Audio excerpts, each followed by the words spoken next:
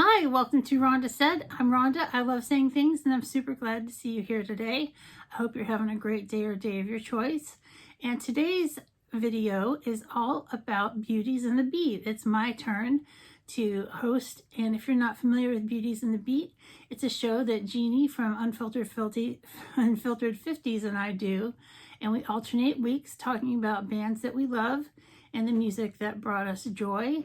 And we are talking about Blondie today, and at the same time we're doing a little makeup. And today I'm doing an eye look from the Blooms palette from Alter Ego, which is a dupe for Natasha Denona's Love palette.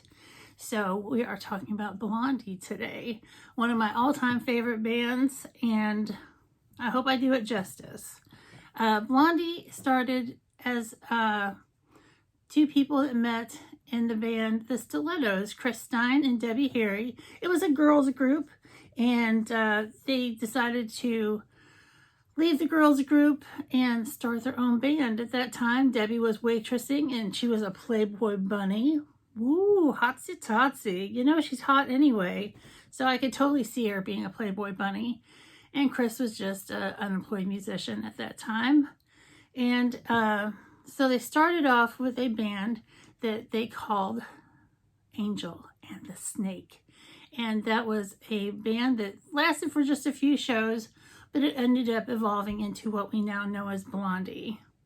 And Blondie became regulars at CBGB's and Max's Kansas City. That is a club that hosted a lot of punk rock bands. And this is in the early 70s, so we're talking like 74, 75. And they played these clubs with bands like the Ramones and the Talking Heads, and those are just a couple of the bands that came out of this movement of the punk rock scene. And it was in the Lower Bowery part of New York, and it was low rent, lots of bars, and lots of musical experimentation, and a whole new sound came from this scene. It ended up being the punk rock and new wave scene. And in 1975, Blondie was able to get their first record done, and they were with a label called Private Stock, and they recorded their album, and it wasn't too much fanfare. Let's get started doing some makeup. I'm going to go into Petal here in my crease. So they do the first album. It doesn't do very well, and they end up buying their contract back from Private Stock, and they ended up signing with a band, a label from the UK called Chrysalis, and like a butterfly, Chrysalis. And so they re-released their album in 77, and they accidentally got a hit in Australia because there was this, the single was Ex-Offender, and it was more of a punk rock and roll song. And on the B-side, an Australian radio station played the B-side, which was In the Flesh, which was more of a ballad, and that went crazy and made them super popular in Australia. And they ended up going on an Australian tour, and this really got them started off on a successful start. They reached number 2 in Australia with that song, and they came out after that with their second album, Plastic Letters. And I'm going to go into Petunia here. And Plastic Letters had a couple of popular hits in the UK. And since they were with the UK label, they were doing a lot of stuff in the UK. And just like a lot of other bands in the 70s, like the Pretenders and Jimi Hendrix, they got started in England and became popular there before they ever broke in America. So in 77, off the Plastic Letters album, they had 2 singles that charted, and one was Denis and I'm Always Touched by Your Presence. And those were actually documented the first hits from an American new wave act in the UK, which was kind of a big deal because the new wave scene was just really taking off and that movement was getting started. And at this time, they gained and lost a lot of band members. There was a lot of turnover at that time. And they had a third album, which is called Parallel Lines. And this is the album that really put them on the charts. This is the album that broke them in America. So they had several minor hits in the UK, but the big hit that broke all over the world was Heart of Glass. And they got some crap about it because, you know, they have this punk rock new wave background, and they were flirting with disco at that time. And so there was an anti-disco sentiment, you know, in '78, where there was in Chicago at Wrigley Field, they had a rally where they encouraged, this radio station encouraged people to bring disco albums and bring them to the center field. And they had this bonfire and burned disco albums. And so they did great with that song, even though it was controversial for them because people were saying they sold out. But the next hit off that record was One Way or Another, I'm gonna find you, I'm gonna get you, which is a much more aggressive rock and roll song, and that was more true to their roots. And it didn't chart as well as Heart of Glass, but it really like showed the variety of songs that they could do as a band. And that album was listed in the Rolling Stone Top 500 at album number 140, which was amazing. And in 1979, they got on the cover of the Rolling Stone, which is a huge deal. Only the biggest bands, the most popular acts, were able to make it that far to the cover of the Rolling Stone. It's such a huge deal. The follow-up album to this was Eat to the Beat, and that was in the fall of '79. I'm now going to go into Fuchsia. And this album did not do as well as Parallel Lines, but it did great in the UK. And they had a great hit in the UK with Atomic, which is a beautiful kind of dance track, which has been remixed like a million times. And I even had a band who did like 80s, 70s, and 80s cover songs, and they called their band Atomic. It was that popular for a lot of people.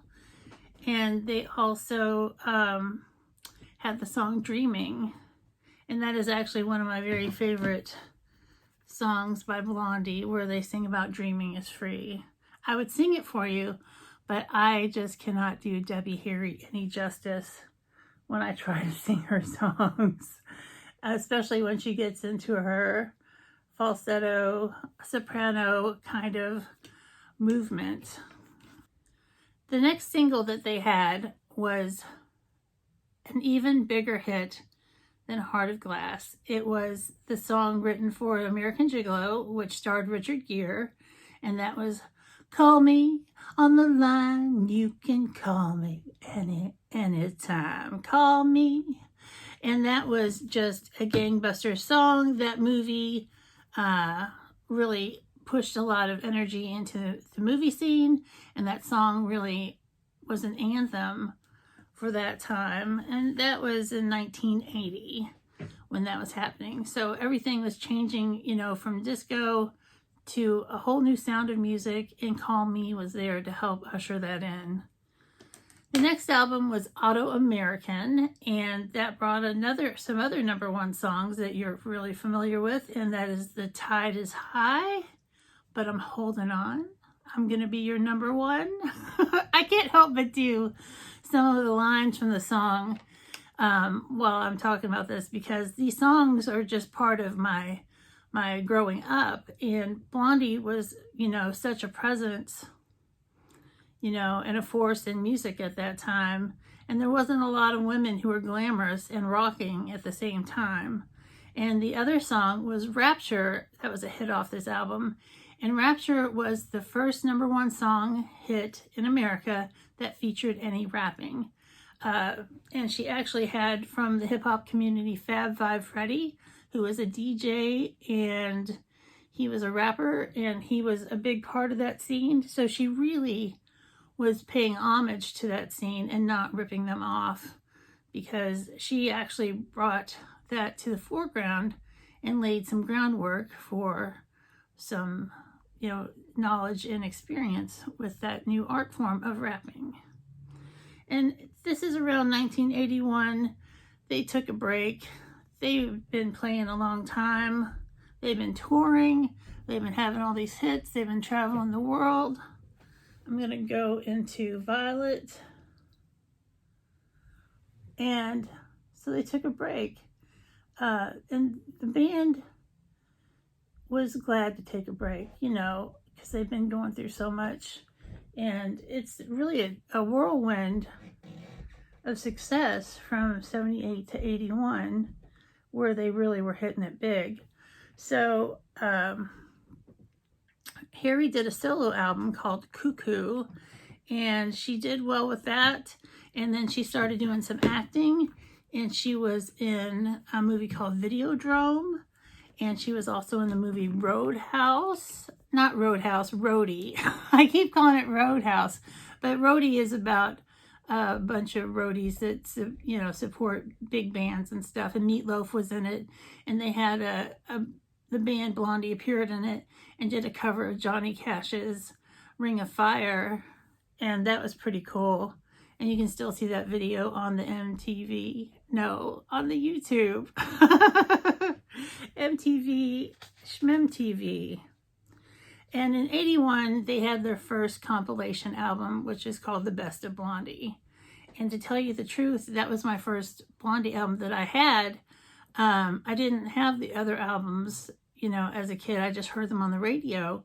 But with that album, I was able to really embrace Blondie even more, because it had other songs that were hits in the UK and Australia that I became super familiar with. And as a teenager, later on, when I was driving, that was one of my favorite albums to listen to while I was driving and singing along with my best friend and, you know, having fun. It just reminds me of a summer of fun and just having the most outrageous time of my life. I just really love that compilation. In 81, they recorded an album that they released in 82 that was called Hunter, and that was not a success. That was not a very popular album whatsoever, and that was a big disappointment. And the band was going under some financial pressures, because while they were making money and having all these hits, the money was mismanaged. So, and then some band members didn't help write the songs, so they weren't getting as much money as like Debbie Harry and Chris Stein were. So there was jealousies, and they ended up, the band ended up taking a break and ultimately breaking up at that time. And Chris Stein was diagnosed with a really rare autoimmune disease called Femigas. I'm sure I didn't say that right. But what it does is that your body attacks the skin and turns it into like really hard, it looks like stone. And so Chris and Debbie were still together as a couple, and they really took that time with the breakup to, she took that time to nurse Chris and really help him get better. But at this time, they're both doing drugs and, you know, the whole rock and roll lifestyle. And they were doing heroin. And at one point, Chris was in debt of $1 million. And this is in the early 80s, and that's like a lot more money nowadays. That would be a tremendous more than amount of money now. But between the debt and the drug addiction, you know, Chris was just getting worse. They ended up breaking up, and she ended up moving out, and they had a 5-story mansion that they had to sell to pay for taxes. And they ended up, you know, moving downtown in New York and really having to change their lifestyle and separate. They were still close friends, and they remained close friends throughout their lives, but romantically, it just wasn't working for either of them anymore. And later on in the 80s, Stein did recover about 2 years later from his disease, so that was great. And I'm going to go into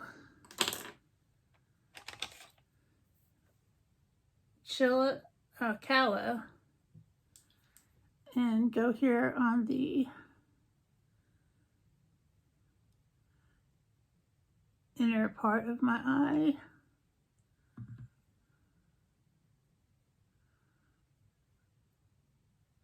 And that is just super pretty. And I'm going to blend a little bit. So Harry did some solo albums, and Stein joined her and helped her out because he was doing better.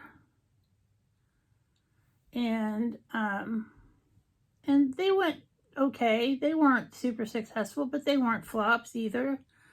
And so they're just trucking along, living their life.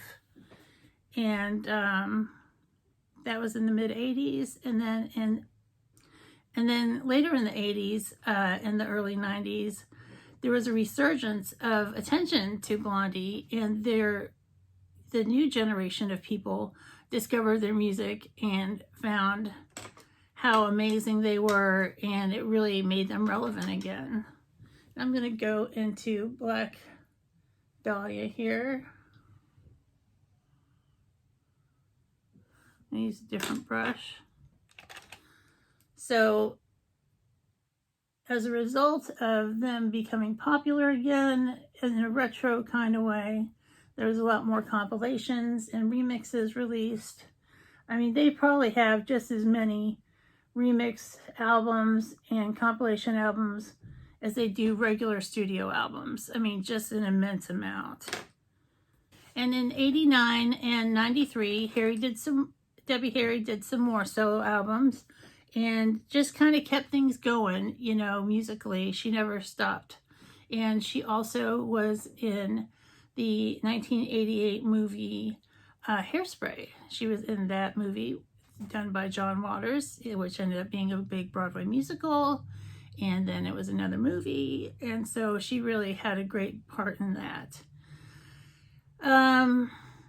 So around the early 90s, Harry and Stein reunited, and they did a tour with members from the Talking Heads and the Ramones, and it was called the Escape from New York Tour. So they had reassembled the band in some semblance, and they toured for a while, and that really kind of got their juices flowing again, as a taste of touring really got them started back in, you know, the whole music scene.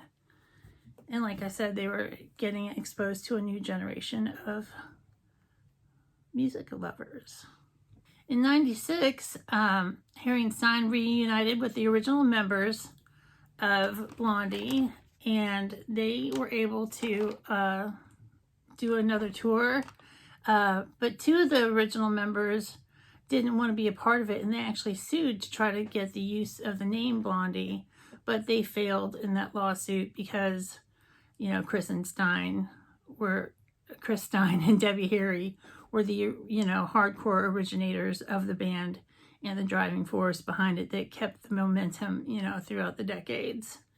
In 99, they released an album called No Exit, which ended up being a pretty big hit, especially in the UK, and in the US it did pretty good. And it really was notable because they had a big hit with the song Maria, and that was a #1 hit in the UK. And that was when they had that #1 hit in the UK, it was actually 20 years to the date from their first #1 hit of Heart of Glass. So it was great. 20 years apart, they still were on the charts at the #1 level, and that's just amazing. Not a lot of bands can say that they did that. Also, another UK fact, that they were one of the only, there's only 2 American acts that ever, and that was the Better Than Sex Too Faced eyeliner. There was only two musical acts that ever had charted hits in the 70s, 80s, and 90s, and Blondie was one of them. The other one was Michael Jackson. So that's the kind of success that they really had in the UK. They were always popular in the US, but the UK really loved them and supported them from the get-go.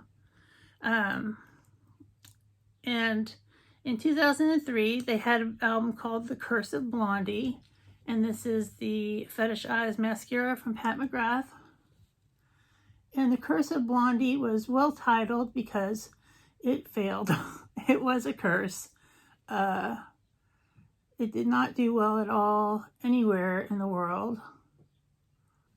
And in 2006, they were initiated, easy for me to say, they were initiated into the Rock and Roll Hall of Fame, which, as we all know, is a huge deal.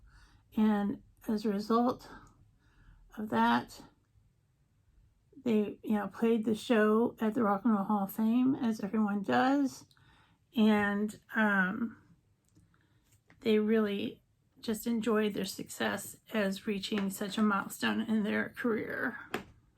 In 2008, they did a world tour for the 30th anniversary of the of their career. So they toured the world, just like they did when they were kids, and they had a big success with that because everybody was ready to see them play live again. And in 2009, they didn't have a label, but they released the album Panic of Girls. And in 2011, they released the singles Mother and What I Heard. And those were both released digitally from that album. Since they didn't have a label, they didn't have a lot of help with distribution. So that was definitely a new adventure for them, getting into the digital music market.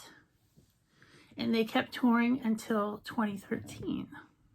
And in 2014, they released an album called Goes to the Download, and that was released in a set for their 40th anniversary, which was called Blondie Forever. And that was a multi-disc set, and that did very well. In 2017, they recorded an album called Pollinator, and that got a lot of buzz and a lot of advance play on the radio. And once again, they started touring. And in 2019, Debbie wrote a biography called Face It. And I read a lot about some of the interviews about that.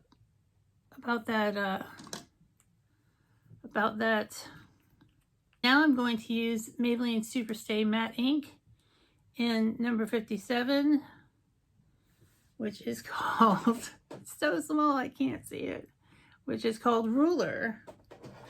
And so in her 2019 autobiography, Face It, she talks a lot about some of the trials and tribulations that we didn't know about. Her and Chris Stein were in their apartment back in the day, and somebody broke in and they tied them up and stole their equipment, and she was raped. And she talked about that rape, and they'd been robbed a few times, and she talked about the drug addiction that she had, and she was able to get into recovery and recover from her addiction, which is monumental. And now in 2019, she had a documentary, an EP, that they filmed for Blondie while they were in Havana, Cuba, and it was called Viva en la Habana. Easy for me to say. And they were shopping that around to get some distribution for that. And I don't know that ever really came out in a big way. And then in 2020, they announced that they were going to go on tour with the band Garbage for the 2021 season of music, and we know what happened there. But Debbie Harry at this time is like 75, 76 years old. She's in great shape. She's had a great life. She never had kids, but she had a legacy.